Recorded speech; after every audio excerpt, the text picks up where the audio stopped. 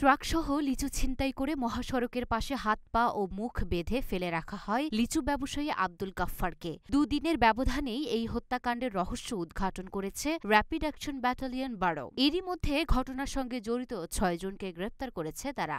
৬ জনকে এই চক্রে গ্রেপ্তার করতে সক্ষম হয় এবং তারা যে ট্রাকে করে এই ভিকটিম এবং এই আহত ব্যক্তিকে নিয়ে এসেছিল, সেই একই ট্রাকে থেকে এই ৬ জনকে গ্রেপ্তার করতে সক্ষম হয়। শুক্রবার দুপুরে এক সংবাদ সম্মেলনে সাংবাদিকদের এসব তথ্য জানান র্যাব 12 অধিনায়ক অতিরিক্ত ডিআইজি মোহাম্মদ মারুফ হোসেন। জানা যায়, নিহত লিচু ব্যবসায়ী আব্দুল গাফফার নাটোরের গুরুদাসপুর উপজেলার তালবাড়িয়া গ্রামের আব্দুস সাত্তারের ছেলে।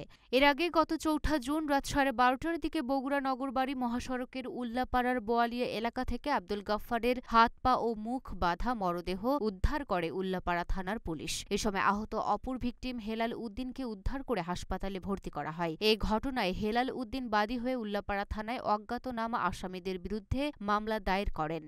মামলায় বাদী উল্লেখ করেন, তিনি একজন লিচু ব্যবসায়ী। পাবনার দাসুরিয়া এলাকায় লিচু কিনে অজ্ঞাতনামা অপর এক লিচু ব্যবসায়ীর সঙ্গে ট্রাক যোগে সিরাজগঞ্জের দিকে আসছিলেন। ট্রাকে আরও ৬ থেকে ৭ জন ছিল, যারা গরু ব্যবসায়ী বলে পরিচয় দেয়। রাত 10:30টার দিকে নাটোরের কাছিকাটা টোল প্লাজা পার হলে ওই ব্যক্তিরা তাদের হাত পা ও মুখ বেঁধে মারপিট শুরু করে। এরপর উল্লাপাড়ার বোয়ালিয়া এলাকায় মহাসড়কের পাশে দুজনকে ফেলে দিয়ে ট্রাকসহ লিচু নিয়ে চলে যায় তারা। ওই দিন রাত 12:30টার দিকে গাফফারকে মৃত অবস্থায় ও অপর ভিকটিম হেলাল উদ্দিনকে আহত অবস্থায় উদ্ধার করে উল্লাপাড়া থানা পুলিশ। লুনা আফরোজ নিপা, ঢাকা পোস্ট।